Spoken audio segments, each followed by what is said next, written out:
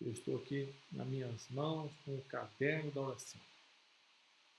São pedidos que têm sido feitos, o povo tem orado, o Senhor tem atendido, os milagres têm acontecido, as orações têm sido atendidas, não todas conforme a nossa vontade, mas todas para a tua honra e tua glória.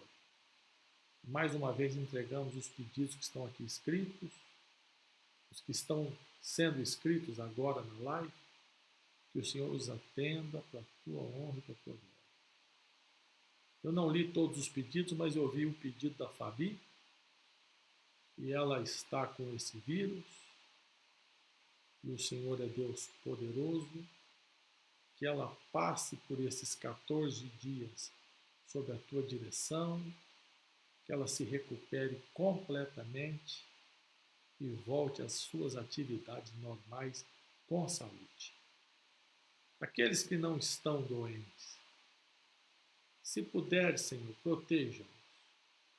E aos que ficarem doentes, tu podes, por favor, cura-os.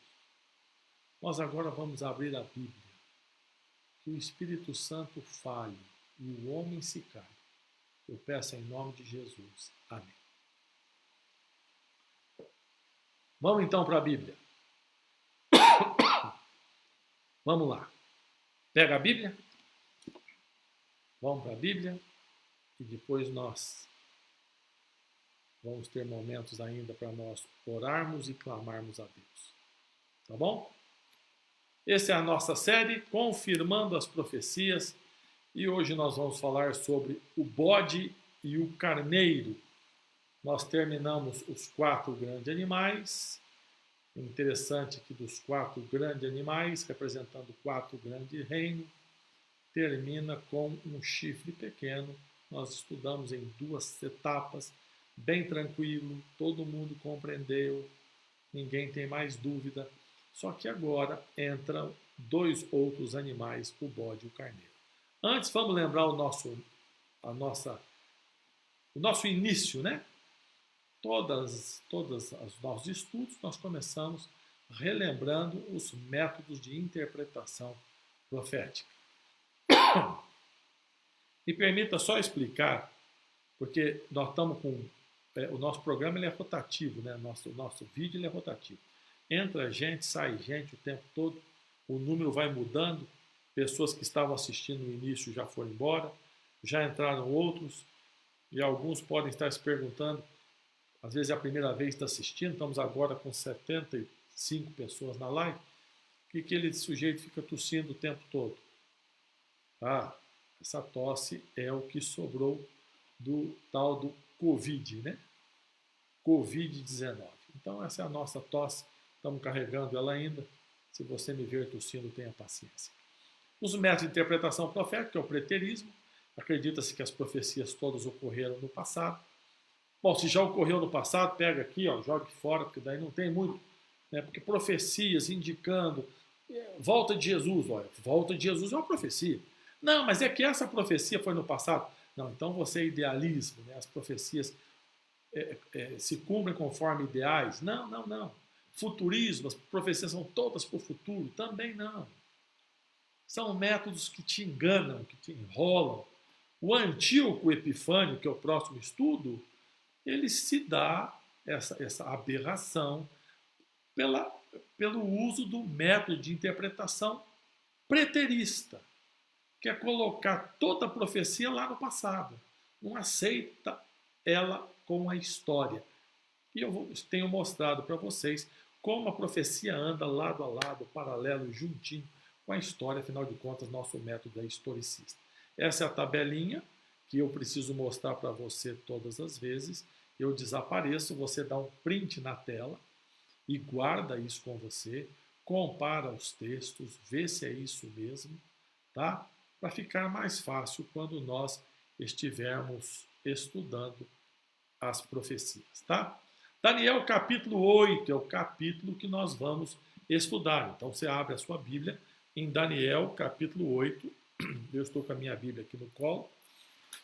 Em Daniel capítulo 8 é a visão do bode e do carneiro, né? O carneiro representando a Medopérsia, e o bode peludo, com um chifre notável entre os olhos, representando então a Grécia. Vamos ler o que o texto diz? Daniel capítulo 8, do verso 3 até o verso 8. Levantei os olhos e vi, e eis que diante do rio estava um carneiro, e tinha 2 chifres. Os 2 chifres eram altos, um mais alto do que o outro, e o mais alto subiu por último. Vi que o carneiro dava chifradas para o ocidente, para o norte, para o sul. Nenhum dos animais lhe podia resistir, nem havia quem pudesse livrar-se do seu poder. Ele, porém, fazia segundo a sua vontade, e assim se engrandecia. Vamos analisar até aqui um pouquinho, porque depois vai entrar a visão do bode, e na visão do bode a história vai continuar, e eu quero mostrar alguns detalhes dentro da interpretação historicista aqui nesse verso que nós lemos. Ele vê um carneiro, mais tarde o carneiro representa, vai ficar claro quem é o carneiro é a Medopérsia e é o outro grande rei, ele vai explicar tudo isso, tá? Mas o carneiro representa a Medopérsia, 2 chifres, a Média e a Pérsia, tá? E o segundo chifre, né, os 2 eram chifres altos, né? Mas o último, o mais alto, ele subiu por último. A Média e a Pérsia, elas se juntam, mas quem cresce e toma conta é a Pérsia. Por isso que, na visão, inclusive, o crescimento se dá simultâneo e, de repente, um chifre, a Pérsia, cresce por último e toma conta. O carneiro, ele dá chifradas para o ocidente, ou seja, para o oeste, oriente é leste, ocidente é oeste, para o norte e para o sul.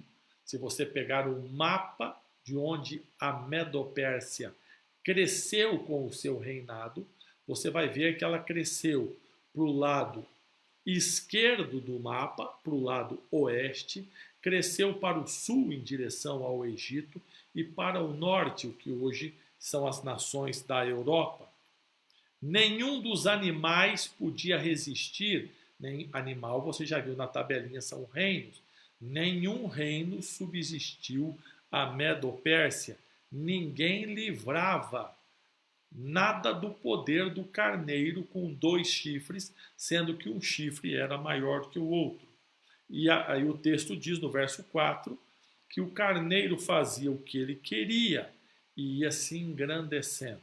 É uma descrição exata do reino medo-persa. Continuando a leitura, verso 5. Estando eu observando, eis que um bode vinha do ocidente. Ela cresce, dando marradas para o ocidente, para o oeste. E ali da Grécia, do ocidente, vem um bode sobre a terra, correndo numa velocidade tão grande que ele não toca o chão. Esse bode tem um chifre entre os olhos, um chifre notável, meio que um unicórnio, uma figura mitológica, um unicórnio, um chifre entre os olhos. Dirigiu-se ao carneiro. Então veja, um outro reino vem em direção à Medopérsia, correndo numa velocidade incrível, com um chifre entre os olhos. Dirigiu-se ao carneiro, verso 6, que tinha 2 chifres, o qual eu tinha visto diante do rio, correu contra ele com todo o seu furioso poder, chegou perto do carneiro, enfurecido, feriu, quebrou os 2 chifres. Não havia força no carneiro para resistir. O bode o lançou por terra, pisou aos pés, e não houve quem pudesse livrar o carneiro do poder do bode. o bode se engrandeceu sobremaneira, e na sua força, quando o bode está crescendo, ficando forte, o chifre grande entre os olhos se quebra, e em seu lugar saem 4 chifres notáveis para os 4 ventos do céu. Os 4 ventos do céu são os 4 pontos cardeais. Nós já estudamos isso, tem na sua tabelinha, é só você olhar lá, tá certo? Então o bode vem correndo com um chifre especial, bate com o carneiro, derruba o carneiro, pisoteia o carneiro, mata o carneiro. Alguém tenta livrar, porque diz ninguém consegue livrar. Como na história ninguém conseguiu livrar a Medopérsia das investidas gregas, né? E então, no momento de maior... E ele cresce, ele se torna poderoso, e no momento de maior poder, o chifre quebra. Quando o chifre quebra, nasce 4 chifres para os 4 pontos cardeais. Vamos entender agora a profecia? Verso 9 até o verso 12. De um dos ventos, pastor, na minha Bíblia está escrito de um dos chifres. Eu vou falar disso com mais cuidado à frente, mas é que nós paramos a leitura. Mas se você retomar o verso 8, vai dizer assim: no lugar do chifre que quebrou, saiu 4 chifres para os 4 ventos. De um dos, porque no original não está a palavra chifre, tá? De um dos saiu um chifre pequeno. Então aqui deixa claro, se você ler no contexto, que ele está falando dos ventos, de um dos pontos cardeais, ele não está falando do chifre. Inclusive, o desenho aqui é para eu explicar para você. No desenho sai um chifre de um dos chifres. Porém, essa é a explicação de Antíoco Epifânio. Eu já estou deixando aqui claro o que vamos estudar na segunda-feira. Essa é a desculpa. Antíoco Epifânio é o chifrinho que saiu de um dos 4 chifres. Mas a Bíblia já não diz isso. A Bíblia diz que saiu de um dos ventos. Mas vamos à leitura. De um deles, de um dos ventos, saiu um chifre pequeno e se tornou muito forte para o sul, para o oriente e para a terra gloriosa. Eu vou explicar esse detalhe do verso 9 melhor no próximo estudo, mas você vê para onde esse chifrinho ele cresce. Sul, oriente, e agora é o contrário do outro, e para a terra gloriosa. Cresceu até atingir o exército do céu. Alguns do exército e das estrelas lançou por terra e pisou. Sim, engrandeceu até o príncipe do exército. Quem que é o príncipe do exército do céu? Dele tirou o sacrifício diário, o lugar do seu santuário foi jogado na terra. E o exército lhe foi entregue com o sacrifício por causa das transgressões, deitou por terra a verdade, e o que ele fez prosperou. Outro chifrinho com outros problemas. Este chifrinho agora, diferente daquele outro, ele se engrandece até o príncipe do exército, tira o sacrifício diário e joga a verdade na terra. Vamos ler esses versos aqui para ajudar a nossa compreensão. Verso 16. Ouvi uma voz de homem diante das margens do Ulai. Ulai é perto da cidadela de Suzã, o nome de um rio, que no verso 2 você vai identificar, é o local da visão. Ouvi uma voz de um homem de entre as margens do Ulai, que gritou e disse: Gabriel, dá a entender a este a visão. Então um homem grita para Gabriel, o anjo, aquele que avisa do nascimento de Jesus, Gabriel, o anjo. dá a entender a este, ele está mandando dar a entender a ordem a Daniel. E agora Daniel vai ouvir a explicação. Para você ter uma ideia, para agora e vamos lá no verso 1. Verso 1. No ano terceiro do reinado de Belsazar, eu, Daniel, tive uma visão. Terceiro ano de Belsazar. Marcou essa data? Terceiro ano de Belsazar. Lembra quem é Belsazar? Sim? Belsazar é rei da Babilônia. Qual é o império nos dias do capítulo 8? Babilônia. Babilônia. Daniel mora na Babilônia, serve a um rei babilônico chamado Belsazar. Ele tem uma visão. Olha a explicação da visão, verso 20. O carneiro com 2 chifres que viste são os reis da Média e da Pérsia. A profecia já diz o nome do reino que vai destruir Babilônia. E isso ocorre alguns anos depois. O bode peludo é o rei da Grécia. Nesta época, a Grécia é uma ilha com cidades e estados muito frágil frente aos impérios. Uma ilha lá no Mar Egeu, esquecida. Não é nada. É como se hoje viesse uma profecia e dissesse do grande império mundial que será, com todo respeito aos nossos irmãos, que será o Império do Paraguai. Você diz, mas como? O Paraguai é um pequeno país ali ao sul do Brasil, com dificuldades imensas. O grande Império do Paraguai era o que significava dizer da Grécia. Mas com muita antecedência, Deus já revelava a história. Aquele carneiro com 2 chifres que viste são os reis da Média e da Pérsia. Verso 21. O bode peludo é o rei da Grécia. O chifre grande entre os olhos é o primeiro rei. O ter sido quebrado, levantando-se 4 em lugar, significa que 4 reinos se levantarão deste povo, mas não com força igual ao que ele tinha. E aí nós vamos caminhar com a história. Qual é o grande rei grego? Alexandre. Como que morreu Alexandre? Em que momento? No momento de maior força. Ele foi tirado, como na visão, quebrado, perdeu o poder.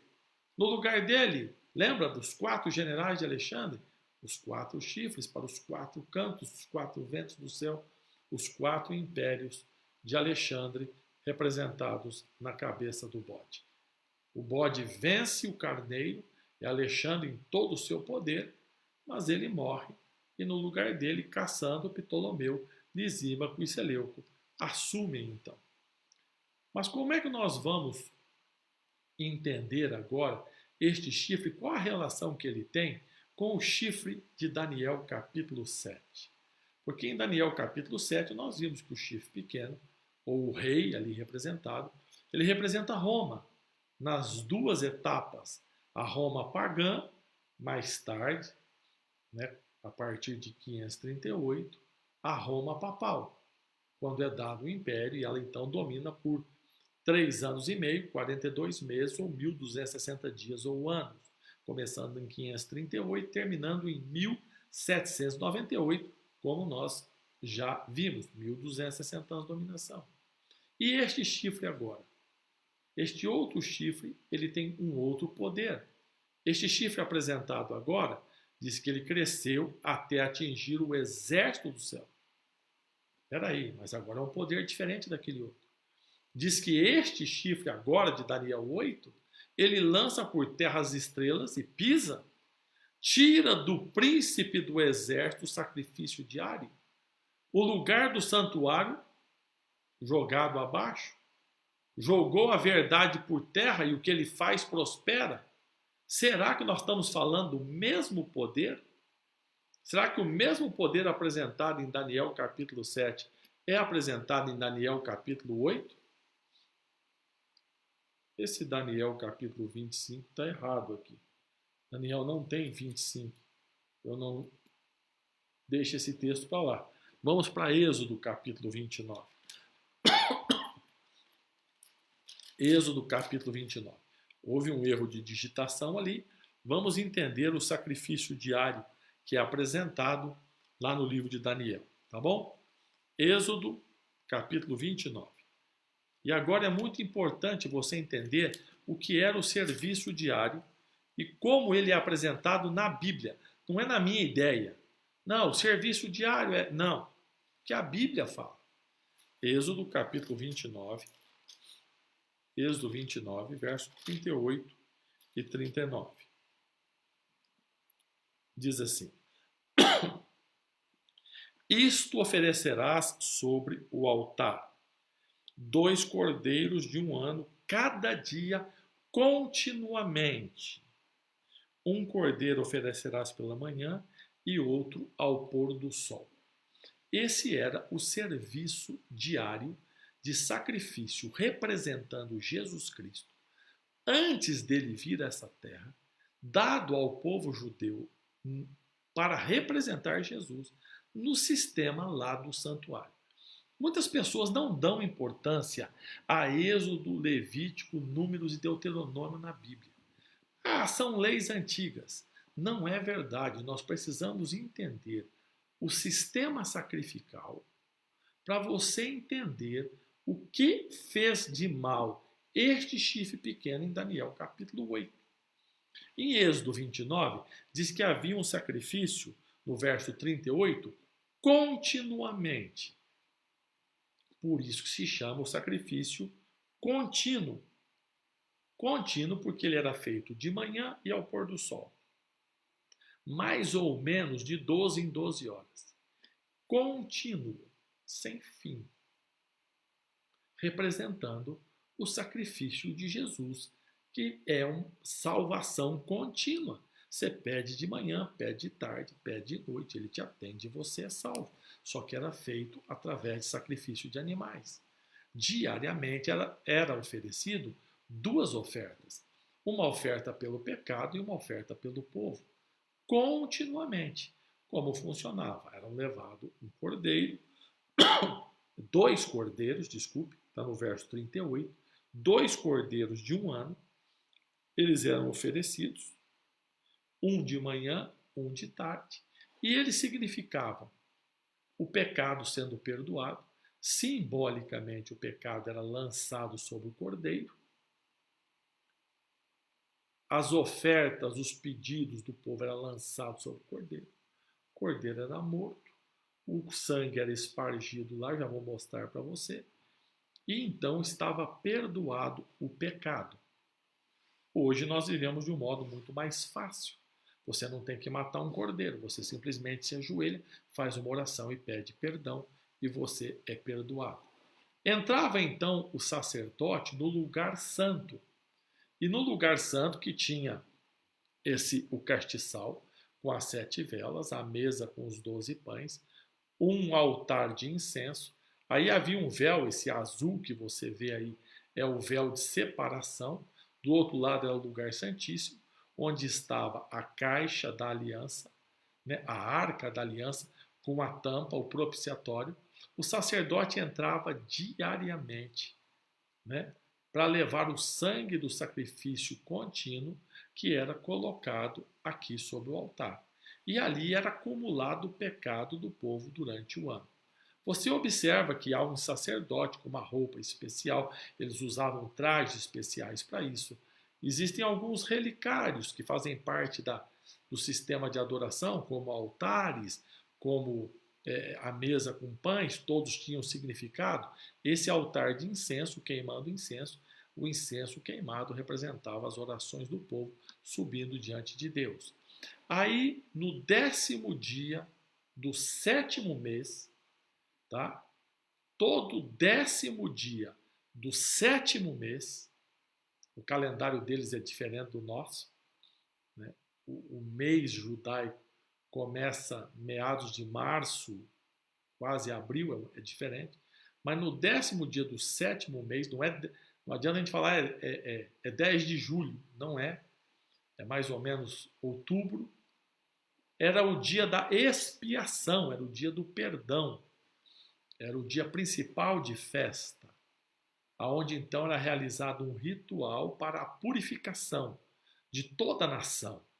Todo o pecado que era colocado no altarzinho ali de incenso, espargido, né, gotículas de sangue, né, o pecado foi para o cordeiro morreu, pegou-se o sangue cheio de pecado de todo mundo, de todo dia, 2 vezes, espargido ali, aquilo deveria ser retirado ali, e era feita então a cerimônia da expiação.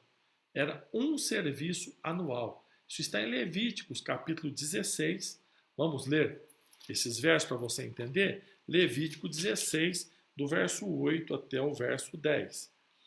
Nesse dia lançava a sorte sobre 2 bodes, um para o Senhor, o outro como bode emissário. Arão fazia chegar o bode sobre o qual lançou sorte para o Senhor e oferecia como oferta pelo pecado de todo o povo. Mas o bode sobre o que cair a sorte como bode emissário será apresentado vivo perante o Senhor, para fazer expiação por meio dele e enviá-lo ao deserto como bode emissário. Então vinham os 2 bodes, o primeiro era sacrificado, o outro era enviado vivo para o deserto. Esse bode, agora entenda comigo, deixa eu voltar aqui. Um ano todo o sacerdote fazendo aquele sistema, mata o cordeiro, coloca o sangue, está perdoada a nação. De noite, mata, perdão, outro dia cedo, continuamente. Fora aqueles que vinham trazer as ofertas, tá? Confessar o seu pecado. Esse era o contínuo que era feito. Se você ficasse na tenda, você só orava e aceitava o que estava sendo feito lá por você. Continuamente. Agora você imagina, simbolicamente, porque o cordeiro simbolicamente representava Jesus, porque a morte que perdoou o pecado foi de Jesus, não foi do cordeiro. É simbolismo. Tudo era simbólico ali naquele momento, representando o que viria no futuro. Simbolicamente, todo o pecado foi para o santuário e durante 300 e tantos dias, durante um ano, o santuário ficou lotado de pecado. De todo dia, 2 vezes por dia, vai pondo pecado, pondo pecado, pondo pecado, pondo pecado. O santuário está lotado de pecado. Agora, num dia especial, o 10º dia do 7º mês, é feito a cerimônia, é a purificação. Agora vai ser limpo, todos os pecados vão ser retirados. Sai tudo dali, colocado na cabeça do bode, o bode ele é sacrificado, e nesse dia o sacerdote, então, ele entra, não tenho a imagem agora, daqui a pouco eu tenho. Ele entra, já mostrei, deixa eu voltar a imagem aqui, que eu tenho ela assim aqui. Ele entra lá no Santíssimo. Ele entrava lá quando? Uma vez por ano. Uma vez por ano, no dia da expiação. Aí ele estava fazendo a expiação, o julgamento. E todo o povo era perdoado. Todos os pecados cometidos durante um ano. 720 cordeiros que morreram, um de manhã, um de tarde, todos os dias. Todos eles agora, toda aquela multidão de pecado foi levada diante de Deus, lá onde Deus habitava, lá no propiciatório. E ali era pingado o sangue ali, representando que todo o pecado foi colocado nas mãos de Deus para que Deus julgasse e perdoado, e então o povo era perdoado. Esse era o serviço anual. Tá certo? Levítico capítulo 16, verso 20, diz o seguinte: havendo, pois, acabado de fazer a expiação pelo santuário, pela tenda, pelo altar, terminou, então chegava o bode vivo. Por que é importante esse verso? Porque alguns inimigos da palavra de Deus dizem o seguinte: adventista diz que o bode que é enviado ao deserto, para Azazel, o bode que não morre, que é vivo, esse bode, ele representa Satanás, que também carrega os pecados, carrega e vai pagar pelos pecados que levou o povo a cometer, que no nosso sistema de entender a salvação por Jesus, o diabo faz parte.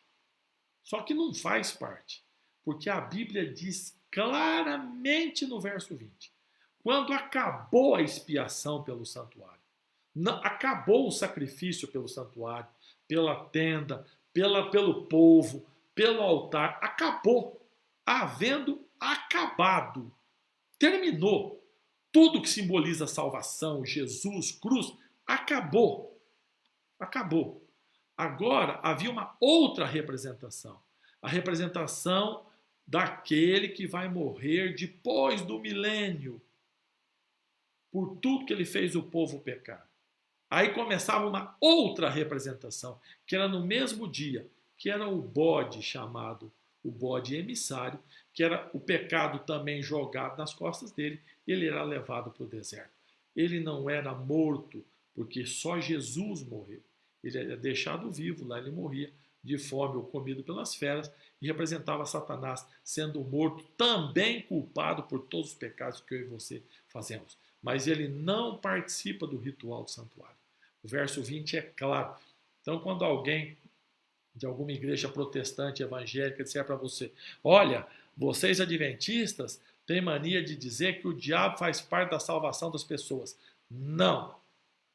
Levítico 16, 20 deixa claro. Acabou a expiação. Aí entrava uma segunda figura. Eu quero mostrar para você o problema do chifre aqui em Daniel. Tá? Mas antes, vamos voltar lá em Daniel capítulo 8. Estamos terminando, viu, gente? Não desista, não. Eu sei que esses estudos são mais pesados. Minha esposa falou para fazer uma série, terminando essa, sobre esperança, uma coisa mais alegre, né? Porque ela fica preocupada que nem todos gostam do assunto. Mas precisamos estudar a profecia. Daniel capítulo 8, quando vai falar de todas as desgraças que o chifre faz, né? No verso 10 diz assim: cresceu até atingir o exército do céu e das estrelas, lançou por terra e pisou. Verso 11: engrandeceu até o príncipe, mexeu com Jesus Cristo, tirou o sacrifício diário, o lugar do santuário foi jogado por terra, o exército foi entregue com o sacrifício por causa dos pecados, deitou a verdade por terra e o que fez prosperou. Este chifre mexe com o sistema de sacrifício apresentado na Bíblia. Ele faz uma falsificação do sistema do santuário. Deixa eu mostrar para você. No sistema do santuário tinha altar? Tinha. Eu mostrei lá o altar de incenso. Falei do altar do sacrifício. Você conhece algum outro sistema de salvação que envolve um altar? Um paralelo. No sistema bíblico, existia um sacerdote com vestes especiais? Existia, falei para você, mostrei. Você conhece algum outro sistema que tem altar e os sacerdotes usam vestes especiais? Os seus líderes religiosos usam vestes especiais com relicários especiais? Na Bíblia, o sumo sacerdote, ele era sumo sacerdote até que morresse. Só podia substituir depois da morte. Ele era vitalício. Você conhece algum outro sistema religioso que tem altar, que os sacerdotes têm vestes especiais e que o sumo sacerdote, o principal deles, também é vitalício? No sistema bíblico de sacrifício que eu mostrei para vocês, haviam relicários, relíquias sagradas, altares, a mesa com os pães da proposição.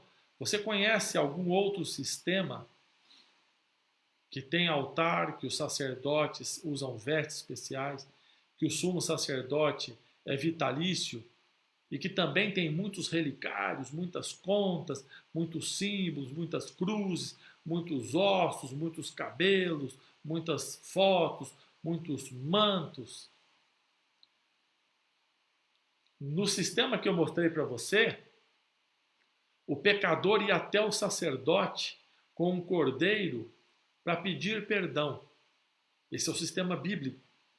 Você conhece alguma imitação que tem altar e etc, etc, e que você tem que ir ao sacerdote para pedir perdão pelos seus pecados e não a Deus?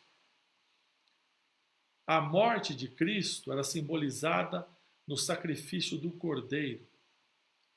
Você conhece algum outro sistema religioso que tem todas essas características e que simboliza a morte de Cristo num ritual chamado missa.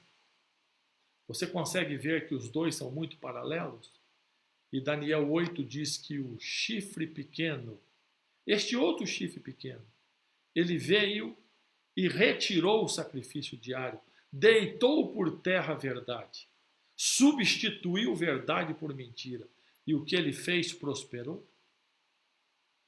Na missa, se você que está me ouvindo é católico, por favor, não me entenda como atacando, eu não gosto de fazê-lo, só mostrando um fato, mas se você já foi à missa, e com certeza tenha ido, os que foram são testemunhas disso, há um momento em que o sacerdote dá as costas para o povo e fica de frente para a cruz ali no altar.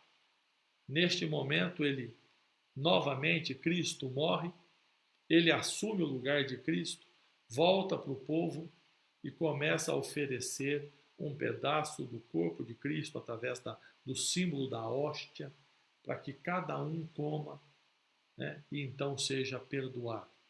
Ele oferece o corpo de Cristo, que acabou de ser morto ali naquela cruz, simbolicamente, toda vez, todas as missas, todos os dias, em todos os lugares.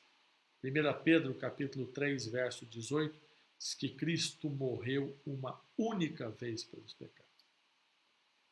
Eu quero voltar a ler para você Daniel, capítulo 8, acompanhe na sua Bíblia, o verso 11 diz assim: engrandeceu-se até o príncipe do exército, Jesus, tirou o sacrifício que ele fez uma vez por todas, deitou abaixo o lugar do santuário, o local sagrado, que foi da morte de Jesus, um único local, né?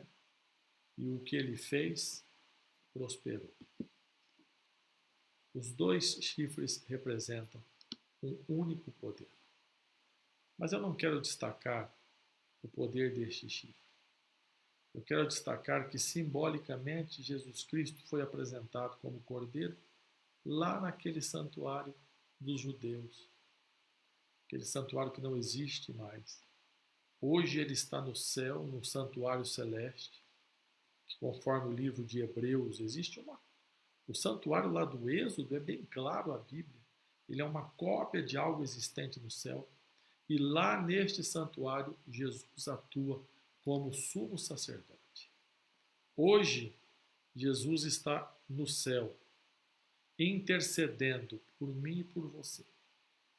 Jesus está no céu, fazendo o trabalho para que eu e você possamos aceitá-lo do fundo do nosso coração, aceitar a Bíblia, a sua palavra, aceitar a sua vontade, deixar os costumes, os hábitos, os vícios, deixar as doutrinas erradas e seguir a palavra de Deus. Que Deus fale com você. Reassista esse estudo, reveja os textos, leia de novo lá em Êxodo, leia em Levítico, estude Daniel capítulo 8, veja na história se realmente não é um poder que tem feito e prosperado. Compare os chifres com o estudo anterior, Daniel capítulo 7, e você verá que é um grande poder espiritual agindo, enganando as pessoas. Durante muito tempo, a Igreja Romana ensinou, e talvez pessoa mais velha que esteja me ouvindo, que tenha sido católico, que não se podia morder a hóstia. Nós, adventistas do sétimo dia, ao participarmos da Santa Ceia, nós mastigamos o pão que representa o corpo de Cristo. E o fazemos com base em Isaías, que diz: ao Senhor agradou moê-lo, portanto nós devemos moer, mastigar o pão da Santa Ceia, que nada tem a ver com a hóstia. A hóstia é um símbolo sagrado da Igreja Romana. É ensinado que não se deve mastigar o pão, a hóstia. Hoje não se diz mais como se dizia antigamente. Hoje só diz que não pode porque é pecado. Por que é pecado? porque representa o corpo de Cristo. Os mais antigos vão lembrar do ensinamento de que quando você mordia a hóstia, ela podia sangrar, porque havia um milagre, ocorria um milagre. Esse milagre não é descrito na Bíblia e ele não tem base bíblica. Esse milagre era o milagre da transubstanciação, onde as substâncias se transformavam. O que era sangue e água se transformava em carne, o que era farinha e água se transformava em sangue e carne e formava ali um pedacinho do corpo de Cristo. E se você mordesse, você sangrava. Nós não acreditamos nisso, lógico que não. Ninguém acha que morder um pedaço da hóstia vai sangrar.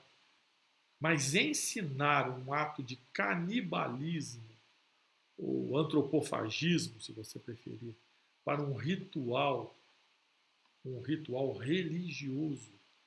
Imagina um ritual religioso onde depois de eu ser perdoado, eu como um pedaço de carne humana, que por um milagre foi transformado naquele momento.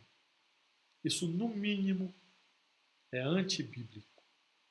Não vou dizer que é assustador, mas é antibíblico.